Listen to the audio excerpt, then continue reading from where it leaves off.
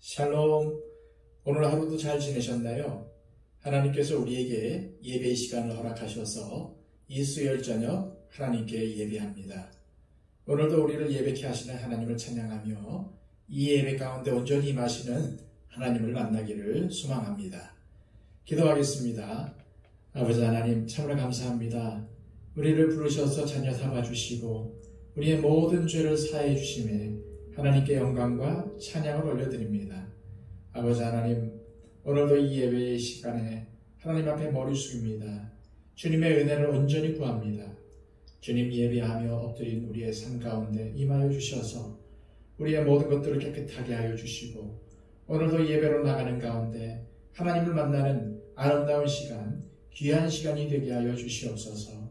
이 시간 또한 예배를 통해서 주어주시는 아버지 하나님의 말씀을 마음을 다해 듣게 하여 주시며 이 말씀대로 살고자 하는 의지를 허락하여 주셔서 나의 생명의 근원이 되시는, 나의 모든 구원이 되시는 하나님 아버지와 예수 그리스도를 위해 살아가는 우리의 삶이 되게 하여 주시옵소서. 주님, 우리의 삶 가운데 하나님을 의지하게 하옵시고 하나님을 의지할 때에 새로운 힘과 능력이 생기게 하옵소서. 그리하여 하나님을 바라볼 때에 우리의 삶 가운데 힘이 넘치고 우리의 모든 삶이 하나님의 인도로 아름답고 화평한 삶이 되게 하여 주시옵소서.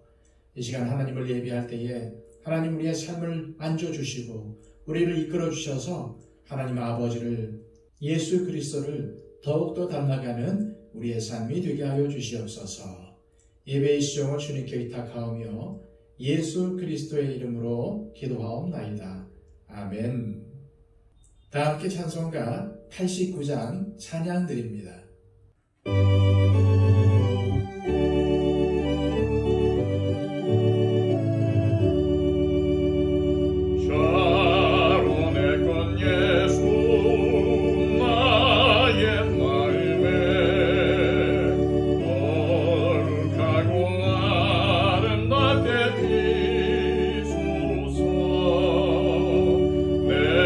생명이 참 사랑의 향기로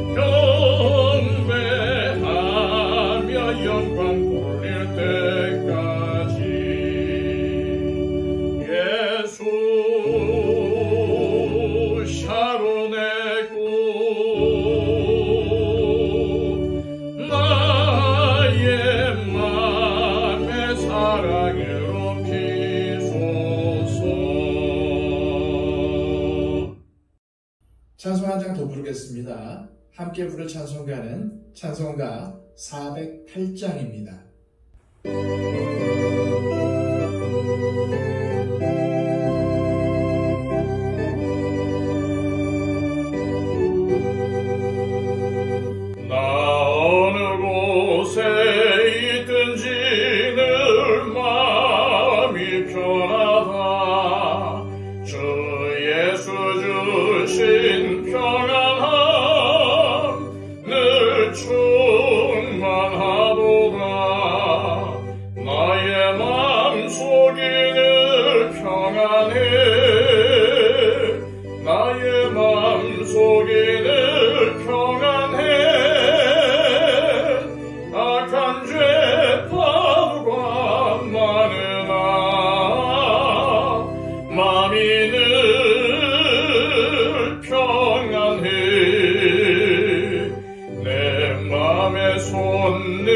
영생수 한없이 흐르니 목마름 다시 없으며 늘 평안하도다.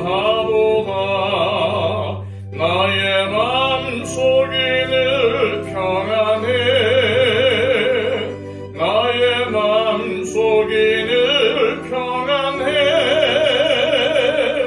악한 죄 파도가 많으나 마음이 늘 평안해. 참되신 주의 사랑을 형언치 못하네. 그 사랑 내 맘 여시고 소망을 주셨네. 나의 맘속이 늘 평안해. 나의 맘속이 늘 평안해. 악한 죄 파도가 많으나 마음이 늘 평안해. 주 예수 온갖 고난을 왜 몸소 당했나. 주 함께 고난 받으면 멸류관 없겠네. 나의 맘속이 늘 평안해. 나의 맘속이 늘 평안해. 악한 죄 파도가 많으나 마음이 늘 평안해. 이 시간 우리에게 주시는 하나님의 귀한 말씀은 신약성경 요한복음 1장 19절에서 42절까지의 말씀입니다. 신약성경 142쪽입니다. 유대인들이 예루살렘에서 제사장들과 레위인들을 요한에게 보내어 네가 누구냐 물을 때에 요한의 증언이 이러하니라. 요한이 드러내어 말하고 숨기지 아니하니 드러내어 하는 말이 나는 그리스도가 아니라 한데 또 묻되 그러면 누구냐? 네가 엘리야냐? 이르되 나는 아니라. 또 묻되 네가 그 선지자냐? 대답하되 아니라. 또 말하되 누구냐? 우리를 보낸 이들에게 대답하게 하라. 너는 네게 대하여 무엇이라 하느냐? 이르되 나는 선지자 이사야의 말과 같이 주의 길을 곧게 하라고 광야에서 외치는 자의 소리로라 하니라. 그들은 바리새인들이 보낸 자라. 또 물어 이르되 네가 만일 그리스도도 아니요 엘리야도 아니요 그 선지자도 아닐진데 어찌하여 세례를 베푸느냐? 요한이 대답하되 나는 물로 세례를 베풀거니와 너희 가운데 너희가 알지 못하는 한 사람이 섰으니 곧 내 뒤에 오시는 그이라. 나는 그의 신발끈을 풀기도 감당하지 못하겠노라 하더라. 이 일은 요한이 세례 베풀던 곳 요단강 건너편 베다니에서 일어난 일이니라. 이튿날 요한이 예수께서 자기에게 나오심을 보고 이르되 보라 세상 죄를 지고 가는 하나님의 어린 양이로다. 내가 전에 말하기를 내 뒤에 오는 사람이 있는데 나보다 앞선 것은 그가 나보다 먼저 계심이라 한 것이 이 사람을 가리킴이라. 나도 그를 알지 못하였으나 내가 와서 물로 세례를 베푸는 것은 그를 이스라엘에 나타내려 함이라 하니라. 요한이 또 증언하여 이르되 내가 보매 성령이 비둘기같이 하늘로부터 내려와서 그의 위에 머물렀더라. 나도 그를 알지 못하였으나 나를 보내어 물로 세례를 베풀라 하신 그 이가 나에게 말씀하시되 성령이 내려서 누구 위에든지 머무는 것을 보거든 그가 곧 성령으로 세례를 베푸는 이인 줄 알라 하셨기에 내가 보고 그가 하나님의 아들이심을 증언하였노라 하니라. 또 이튿날 요한이 자기 제자 중 두 사람과 함께 섰다가 예수께서 건이심을 보고 말하되 보라 하나님의 어린 양이로다. 두 제자가 그의 말을 듣고 예수를 따르거늘 예수께서 돌이켜 그 따르는 것을 보시고 물어 이르시되 무엇을 구하느냐 이르되 랍비여 어디 계시오니까 하니 랍비는 번역하면 선생이라. 예수께서 이르시되 와서 보라. 그러므로 그들이 가서 계신 데를 보고 그날 함께 거하니 때가 10시쯤 되었더라. 요한의 말을 듣고 예수를 따르는 두 사람 중에 하나는 시몬 베드로의 형제 안드레라. 그가 먼저 자기의 형제 시몬을 찾아 말하되 우리가 메시아를 만났다 하고 메시아는 번역하면 그리스도라. 데리고 예수께로 오니 예수께서 보시고 이르시되 네가 요한의 아들 시몬이니 장차 게바라 하리라 하시니라. 게바는 번역하면 베드로라. 아멘. 지난 시간 살펴본 요한복음 1장 1절로 18절까지의 말씀은 요한복음의 서론이자 축약이며 찬양입니다. 이 요한복음의 서론은 가장 심오하고 가장 탁월하며 가장 근원적이고 가장 압축된 진리의 보고이며 동시에 예수님이 누구신지를 말한 것 중 단연 최고입니다. 그런데 사도 요한은 18절밖에 되지 않는 짧은 서론에서도 6절과 7절 그리고 15절에서 세례 요한에 대해 소개하고 있습니다. 그리고 이 서론이 끝나자마자 19절부터 다시 세례 요한의 증언을 다룹니다. 유대인들이 예루살렘에서 제사장들과 레위인들을 요한에게 보내어 네가 누구냐 물을 때에 요한의 증언이 이러하니라. 여기서 유대인들은 예수님을 적대하는 자들을 지칭하고 예루살렘은 이들의 본거지를 의미합니다. 예수님을 대적하는 유대인들이 세례 요한에게 사람을 보낸 이유는 그가 누구인지를 알아보기 위해서입니다. 당시 유대 사회에는 이런저런 당파들이 있었습니다. 첫째로 정치적으로 친로마파가 있었습니다. 헤롯 왕가를 지지하는 헤롯 당과 예루살렘 성전의 제사장직을 차지하고 있었던 종교 귀족들이 친로마파였습니다. 둘째로 이스라엘의 독립을 위해 로마와 싸우는 반로마파가 있었습니다. 로마의 무력으로 저항하면서 열심히 투쟁한 열심당이 대표적인 반로마파였습니다. 셋째로 정치적으로는 반로마파에 속했지만 엄격하게 율법을 따르는 것을 중시한 바리새파가 있었습니다. 이들은 율법으로 민중들을 지도하는 중류 지식층이었습니다. 그런데 세례 요한은 이 중 어떤 파에도 속하지 않았습니다.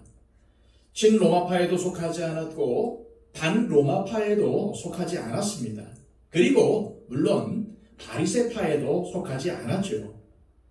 세례 요한은 거친 광야에서 생활하면서 낙타 털옷을 입고 석청을 먹을 만큼 검소했을 뿐 아니라 회개하고 회개에 합당한 열매를 맺으라고 외쳤습니다.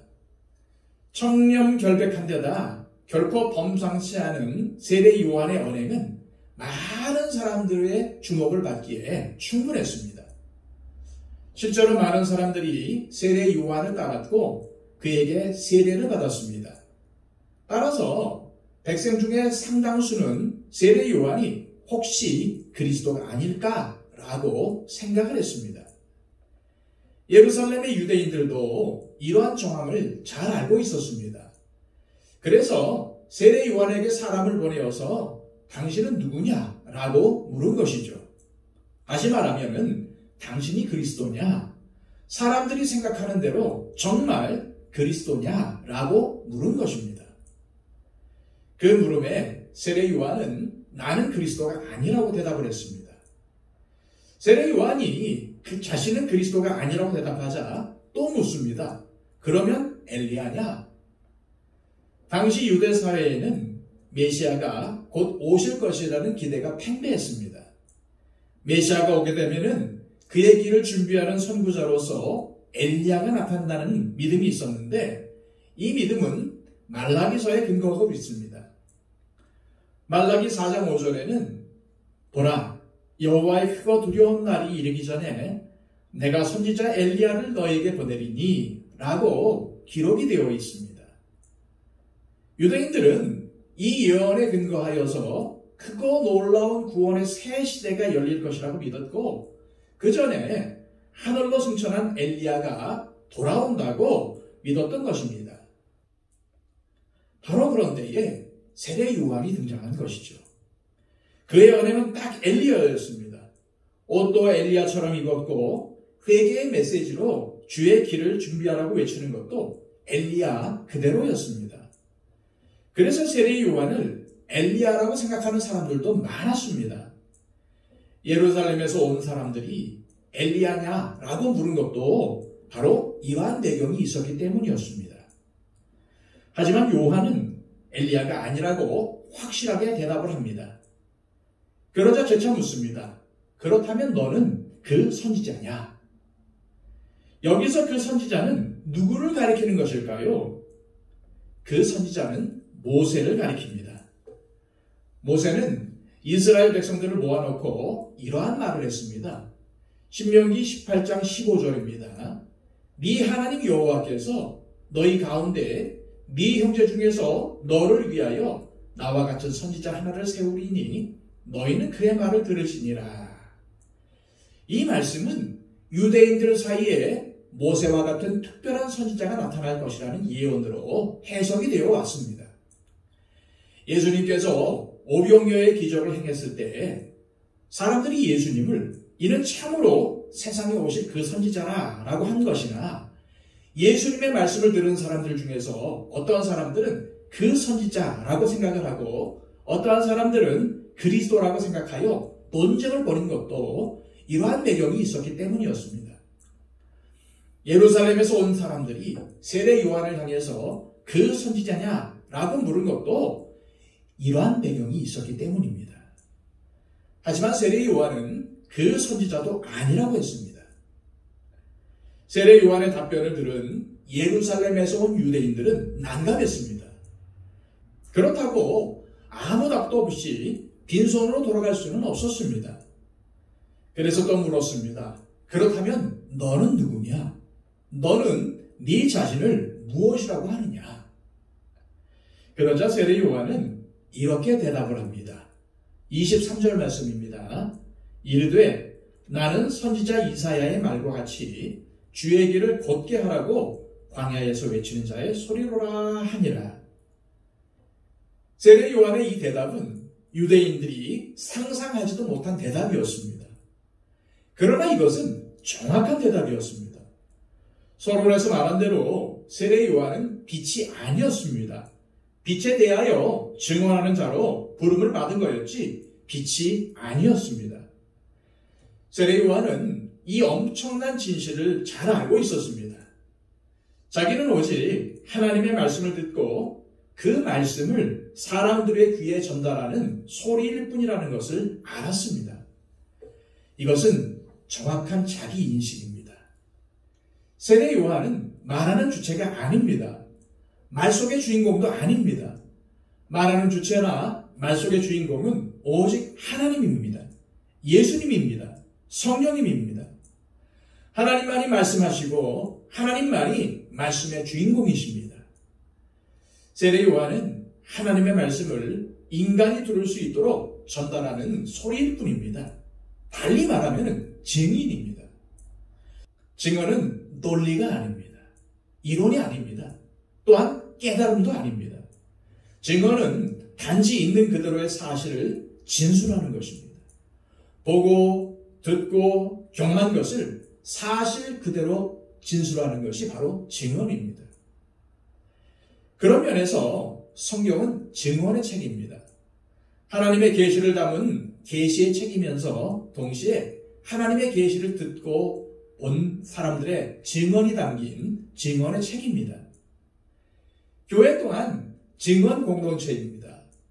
교회는 하나님의 말씀을 듣고 하나님의 구원 행위를 경험한 자들이 모인 증언 공동체입니다. 그런 면에서 모든 그리스도인들은 증언에 충실해야 합니다. 하나님께 들은 것을 말해야 합니다. 하나님의 말씀을 전달하는 소리에 충실해야 합니다. 세례 요한은 그랬습니다. 세례 요한은 소리에 충실했습니다. 증언에 충실했습니다. 그래서 세례 요한이 진정한 선지자요 최후의 선지자인 것이며 예수님께서도 세례 요한을 가리켜 여자가 낳은 자 중에 그보다 큰 이가 없다고 말씀하신 것입니다. 세례 요한은 요단강에서 물로 세례를 베풀라는 하나님의 말씀에 따라 세례를 베풀고 있었습니다. 그런데 그때 어떠한 일이 벌어졌습니까? 그때 예수님께서 세례 요한에게 나와 세례를 받으신 것입니다. 예수님이 세례 요한에게 세례를 받자 하늘이 열리고 하늘에서 성령이 임했습니다. 세례 요한은 예수님 위에 성령이 임한 것을 보고 이분이 바로 자기가 증언해야 할 분이라는 것을 알았습니다. 그래서 이렇게 증언했습니다. 29절 말씀입니다. 이튿날 요한이 예수께서 자기에게 나오심을 보고 이르되 보라 세상 죄를 지고 가는 하나님의 어린 양이로다. 이것이 바로 예수님에 대해서 증언하는 세례 요한의 첫 번째 증언입니다. 세상 죄를 지고 가는 하나님의 어린 양이라는 이 증언은 참 놀라운 증언입니다. 구약의 모든 계시와 제사의식이 농축된 증언입니다. 예수님의 본질을 꿰뚫는 증언입니다. 이사야 선지자는 이사야 53장에서 고난당하는 한 사람을 소개합니다. 우리의 악행, 우리의 죄악, 우리의 평화를 위해서 사람들에게 버림을 받고 멸시를 당하는 한 사람, 우리 모두의 죄악을 담당할 한 사람이 있다. 그는 도살장에 끌려가는 어린 양, 털 깎는 자 앞에서 잠잠한 양과 같다고 예언을 했습니다. 세례 요한이 말한 세상 죄를 지고 가는 하나님의 어린 양은 바로 이사야 선지자가 예언했던 고난당하는 어린 양, 세상 죄를 지고 도살장으로 끌려가는 어린 양이라는 말입니다. 그렇습니다. 예수님은 구약이 말하는 죄사함의 제물인 어린 양의 마지막 실체로 이 땅에 오셨습니다. 하나님이 받으시는 최후의 제물, 가장 완전한 제물로 이 땅에 오셨습니다. 그런 면에서 세상 죄를 지고 가는 하나님의 어린 양이라는 세례 요한의 이 증언은 매우 놀랍고 탁월한 증언입니다. 그리고 이 증언에는 또 하나의 진실이 담겨져 있습니다. 그것은 모든 인간은 죄인이라는 사실입니다. 자기가 죄인이라는 사실을 알지 못하는 사람은 예수님이 자신의 죄를 사할 하나님의 어린 양이라는 것도 알지 못합니다. 자기가 죄인이라는 사실을 깊이 자각해야만 예수님이 세상 죄를 지고 가는 하나님의 어린 양이라는 것도 알게 되는 것입니다. 이처럼 예수님에 대한 암과 자신에 대한 알림은 항상 맞물려서 돌아갑니다. 예수님이 세상 죄를 지고 가는 하나님의 어린 양이라는 사실을 아는 것이 곧 자기가 죄인이라는 사실을 아는 것이고 또 자기가 죄인됨을 아는 것이 곧 예수님께서 세상 죄를 지고 가는 하나님의 어린 양임을 아는 것입니다. 심리학을 많이 공부했다고 해서 자기를 아는 것이 아닙니다. 이러한 사람, 저런 사람을 많이 겪었다고 해서 자신을 아는 것도 아닙니다. 예수님을 하나님의 어린 양으로 아는 것이 곧 자기 자신을 아는 것입니다. 이것뿐만이 아닙니다. 세상 죄를 지고 가는 하나님의 어린 양이라는 이 증언은 사실 아무도 상상하지 못한 증언입니다. 정확히 말하면 어느 누구도 기대하지 않은 증언입니다. 당시의 유대인들은 메시아가 다윗의 영광을 회복하는 강력한 이스라엘의 왕으로 오셔서 로마의 속박으로부터 구원하실 것이라고 생각을 했지 어린 양으로 오실 것이라고 생각한 사람은 아무도 없었습니다.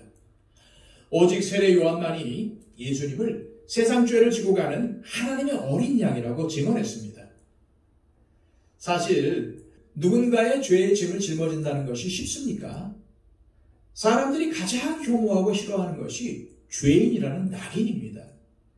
죄인이라는 손가락질을 받고 죄인이라는 낙인 지키는 것을 가장 혐오합니다. 죄의 짐을 지는 것을 가장 싫어하죠. 죽기보다 더 싫어합니다. 자기 결백을 증명하기 위해서 죽음을 선택할 정도로 죄의 자리에 서는 것을 혐오하고 싫어하는 것이 바로 우리 사람입니다. 그런데 예수님은 모든 사람들이 싫어하고 혐오하는 죄의 자리에 섰습니다. 죄의 짐을 짊어지는 자가 되셨습니다. 이것은 실로 상상할 수 없는 사건입니다. 무엇으로도 설명이 되지 않는 사건이죠. 예수님은 왜 이렇게 상상할 수 없는 일을 자청하신 것일까요? 그것은 죄가 모든 사람의 마음과 영혼을 짓누르는 가장 무거운 짐이고 세상과 삶을 어지럽히는 가장 무서운 독이기 때문입니다. 죄가 이 세상을 짓누르는 가장 무거운 짐이라서 그분이 지신 것이고 죄가 이 세상을 파괴하는 가장 무서운 독이라서 그분이 마신 것입니다. 그래야 우리를 죄의 짐에서 해방시키시고 죄의 독에서 풀어낼 수 있겠으니까 그렇게 하신 것입니다. 그런데 많은 사람들이 여전히 죄 문제에는 관심이 없습니다. 죄의 짐에서 해방되는 일에는 전혀 관심이 없습니다. 오히려 죄 짓는 데 약삭빠릅니다. 뭔가를 얻고 쌓고 성취하는 일에만 관심이 있습니다. 성공을 얻고 능력을 쟁취하고 부유하고 편안하게 사는 일에만 관심이 있습니다. 그런 이유로 사람들이 예수님에게 기대하는 것도 우리의 죄를 사하는 어린 양 예수가 아닙니다. 우리의 소원을 성취해주는 능력자 예수, 세상을 마음대로 주무르는 통치자 예수, 죄악으로 뒤틀린 세상의 질서를 뒤집어 엎는 혁명가 예수, 모든 질병과 고통과 상처를 치유하는 치유자 예수를 원하지 나약한 어린 양 예수를 원하지 않습니다. 그러나 정말로 예수님을 알고 자기를 아는 사람들은 이러한 것들을 먼저 구하지 않습니다. 정말 예수님을 알고 자기를 아는 사람은 속죄의 은혜를 먼저 구합니다. 무겁고 사악한 죄의 짐에서 해방되기를 먼저 구합니다. 가장 나약하고 무기력한 어린 양, 멸시와 천대를 받고 조롱당한 어린 양이 최후의 승리자라는 사실을 우리는 너무나도 잘 알고 있지 않습니까? 예수님은 어린 양이셨기에 승리자가 되셨고 어린 양으로서 세상 죄를 지고 십자가에 죽으셨기에 하나님의 보좌에 오르셨습니다. 하나님은 오직 어린 양 예수를 통해서만 승리하십니다. 다른 형태의 승리는 하나님과 아무런 상관이 없습니다. 아무리 위대하고 아무리 완벽한 승리라고 하더라도 하나님과 아무런 상관이 없는 것입니다. 하나님은 오직 어린 양 예수를 통해서만 승리하십니다. 여러분은 신앙이 뭐라고 생각이 되십니까? 고운 모양도 없고 풍채도 없고 게다가 나약하고 무기력해 보이는 예수님 속에서 하나님의 영광을 보는 것이 신앙입니다. 십자가에 달려 나의 하나님, 나의 하나님 어찌하여 나를 버리시나이까 라고 소리 지르는 예수님 속에서 하나님의 위대한 승리를 보는 것이 신앙입니다. 어린 양의 승리가 최후의 승리요 하나님의 승리임을 믿는 것이 곧 신앙입니다. 영국의 유명한 설교자였던 스펄전 목사는 이렇게 말했습니다. 세상 죄를 지고 가는 하나님의 어린 양을 보라고 외치는 것이 설교자의 유일한 임무다. 영원한 불에 떨어질 위험에 처해 있는 영혼들 앞에서 하찮은 말로 기분이나 풀어주는 것은 잔인한 짓이며, 하나님의 어린 양을 전하지 않는 목회는 영혼들을 데리고 희롱하는 것에 불과하다. 예수님을 세상 죄를 지고 가는 하나님의 어린 양으로 선포하지 않는 것은 다 종교적인 유의를 하는 것에 불과하다는 말씀인 겁니다. 그렇습니다. 강단에서 선포되는 말들이 우리의 욕망을 부채질하고 우리의 귀를 즐겁게 하는 것이라면 다 예수님을 희롱하고 사람들을 희롱하는 것에 불과하다는 사실을 기억하시기 바랍니다. 이제 사도 요한은 가장 처음으로 예수님의 제자가 된 안드레를 소개하고 있습니다. 안드레는 누구입니까? 안드레는 세례 요한의 제자였습니다. 우리는 오늘 본문 35절과 40절의 말씀을 통해서 안드레가 세례 요한의 제자였다는 것을 알 수 있습니다. 여러분, 세례 요한이 얼마나 철저하게 제자들을 훈련시켰는지 아십니까? 누가복음에 의하면 세례 요한은 제자들에게 기도문을 만들어주면서 그것을 가지고 매일 기도하게 했습니다. 세례 요한은 자기를 따르는 제자들을 훈련시켰습니다. 그러므로 그의 제자가 되려면 시간을 들여야 했습니다. 그러므로 그의 제자가 되려면 시간을 들여야만 했습니다. 몸과 마음을 들여야만 가능한 것이었습니다. 그런데 안드레의 직업이 무엇인지 아십니까? 우리가 잘 알고 있는 대로 안드레는 형 베드로와 같이 갈릴리 바다에서 고기를 잡는 어부였습니다.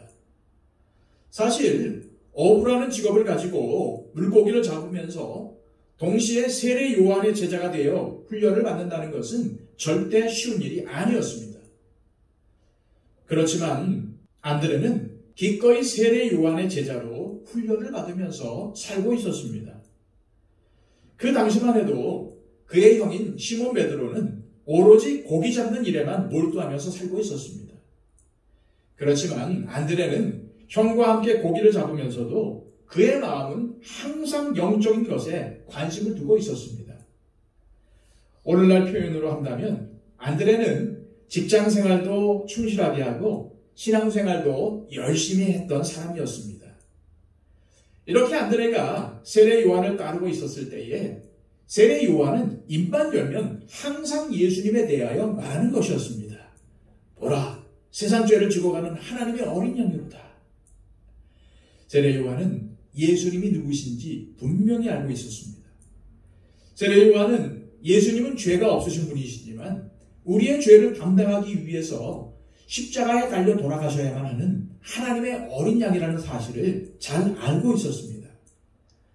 그렇지만 안드레는 세례 요한의 말을 듣고 지식적으로만 예수님에 대해서 알 뿐 예수님을 개인적으로 알지 못한 상태에 있었습니다.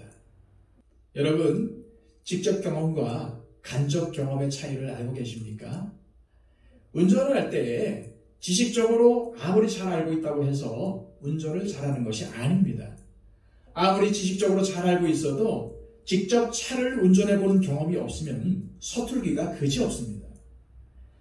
교회에 처음 다니게 되면 예수님이 어떤 분이신지 수없이 많이 듣게 됩니다. 예수님께서 우리의 죄 때문에 십자가에 죽으셨다는 사실을 듣게 됩니다. 그러나 예수님에 대해 아무리 많이 들었다 하여도 그 예수님을 구주로 영접한 경험이 없다면 그 사람은 구원받은 것이 아닙니다. 이렇게 구원에 대해 직접적으로 경험을 한 사람과 간접적으로 경험만 한 사람의 차이는 너무나 큰 것입니다. 그것은 바로 세례 요한과 안드레의 차이입니다. 하늘과 땅의 차이입니다. 천국과 지옥의 차이입니다. 처음에 안드레는 세례 요한의 말을 듣고 예수님께로 나오게 됩니다. 그렇지만 나중에는 안드레는 예수님을 개인적으로 만나 구원을 받게 됩니다.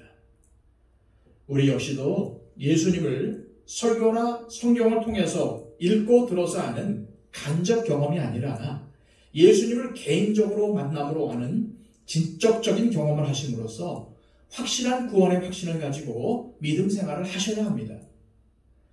세례 요한으로부터 예수님을 소개받은 안드레는 이제 개인적으로 예수님을 만나 함께 하루를 보내게 됩니다.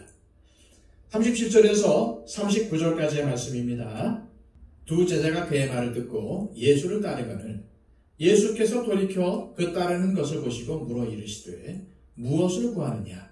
이르되 랍비여 어디 계시오니까 하니 랍비는 번역하면 선생이라.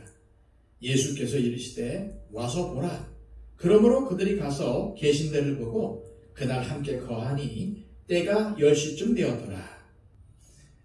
안드레는 예수님을 처음 만났을 때에 예수님을 뭐라고 부릅니까? 랍비여 라고 부릅니다. 랍비는 선생이라는 뜻이죠. 지금 안드레는 예수님을 단지 선생 수준으로만 알고 있었던 것입니다. 그러한 안드레가 예수님과 함께 하루를 지내죠. 그리고는 이제 안드레는 예수님이 어떠한 분이신지를 개인적으로 분명하게 알게 됩니다. 그래서 자신의 형인 베드로를 찾아가 이렇게 증언합니다. 41절입니다. 그가 먼저 자기의 형제 시몬을 찾아 말하되 우리가 메시아를 만났다 하고 메시아는 번역하면 그리스도라. 안드레는 형인 베드로에게 우리가 랍비 선생님을 만났다라고 말하지 않았습니다. 메시아이신 그리스도 예수님을 만났다라고 말합니다. 안드레는 비로소 예수님이 어떠한 분이신지를 알게 된 것입니다. 예수님은 단지 선생이나 도덕적인 스승이 아닙니다. 예수님은 4대 성인 중에 한 사람도 아닙니다.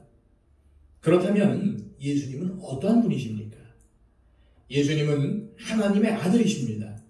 예수님은 그리스도이십니다. 죄인된 우리를 구하기 위해서 십자가에 돌아가신 유일한 구세주이십니다. 우리는 예수님을 믿는 문제를 대충대충 해서는 안 됩니다. 예수님을 개인적으로 믿어 구원의 확신을 가지고 사는 것보다 더 중요한 문제는 없습니다. 내가 지금 죽는다면 나는 확실히 천국에 갈 수 있는가? 이 질문에 여러분들은 분명하게 대답할 수 있어야 합니다. 저 역시도 어렸을 때부터 교회에 다녔고 나름대로 성경도 알고 있었습니다. 그러나 저는 예수님께서 바로 내 죄의 문제 때문에 십자가에 달려 돌아가신 나의 구주라는 사실은 모르고 있었습니다. 그러다가 복음을 깨닫게 되었고 비로소 예수님께서 나의 죄 때문에 십자가에 달려 돌아가신 나의 구세주라는 사실을 알고 예수님을 영접하게 되었습니다. 제가 이 말씀을 드리는 것은 구원 문제는 확실히 해야 하기 때문입니다. 천국에 갈 수 있는지 갈 수 없는지는 죽어봐야 안다고 해서는 곤란합니다. 지금 내가 죽는다고 해도 예수님을 나의 구주로 영접했기 때문에 분명히 천국에 갈 수 있다는 이 확신이 저와 여러분들에게 있어야 합니다. 안드레가 예수님을 구세주로 믿은 후 제일 먼저 했던 일이 무엇인지 아십니까? 41절, 42절 말씀입니다. 그가 먼저 자기의 형제 시몬을 찾아 말하되 우리가 메시아를 만났다 하고 메시아는 번역하면 그리스도라. 데리고 예수께로 오니 예수께서 보시고 이르시되 네가 요한의 아들 시몬이니 장차 게바라 하리라 하시니라. 게바는 번역하면 베드로라. 안드레는 형 시몬을 예수님께로 데리고 왔습니다. 안드레가 예수님을 통해 구원받게 되자 제일 먼저 관심을 가진 사람이 있었습니다. 안드레는 자기의 형 시몬도 예수님을 믿어 구원받게 되기를 원했습니다. 그래서 자기의 형을 예수님께로 데리고 온 것입니다. 지금 안드레가 한 일은 단지 한 사람을 예수께로 인도해 온 것이었습니다. 안드레가 행한 일은 엄청나게 큰 일을 한 것이 아니었습니다. 우리의 눈으로 보기에는 작고 미미한 일을 한 것이었습니다. 그런데 안드레가 인도해 온 베드로를 통해서 하나님은 어떠한 일을 하셨습니까? 사도행전을 읽어보면 하나님께서 베드로를 사용하셔서 하루에 3,000명이 구원받고 5,000명이 구원받게 되는 일을 행하셨습니다. 그러므로 안드레가 시몬 베드로 한 사람을 예수님께로 인도해 온 것은 작고 미비한 것이 아니었습니다.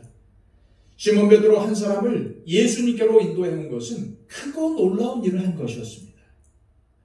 그러므로 여러분, 한 사람을 예수님께로 인도해 온 것은 그러므로 여러분, 한 사람을 예수님께로 인도해 오는 것은 너무나도 중요합니다.